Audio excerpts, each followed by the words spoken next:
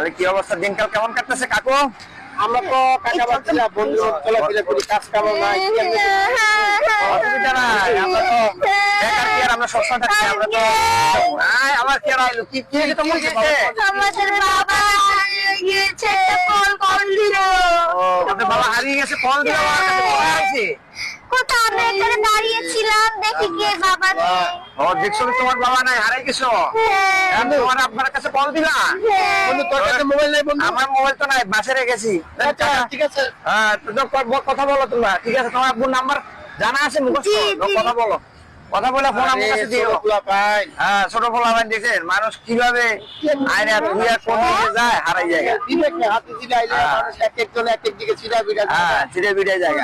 ভাই মাসুম বাচ্চা। হ্যাঁ কথা বলো, কথা বলো, ঠিক আছে? আসলে অনেক মানুষ হয়, অনেক মানুষ হয় না, এই যে অনেক মানুষ, হ্যাঁ বহুত মানুষ এখানে বেড়াইতে আসে, এই যে লেকে ঘুরতে যায়, এটা একটা সুন্দর মনোরম পরিবেশ। এই পরিবেশে সবাই আসলে একটু আনন্দ পায়, এই জন্য সবাই। হ্যাঁ বন্ধু বন্ধু হোক, এই ছেলে মেয়েগুলো কোথায়? ফোন নিল না, ফোন নিল না, কোথায় গেল?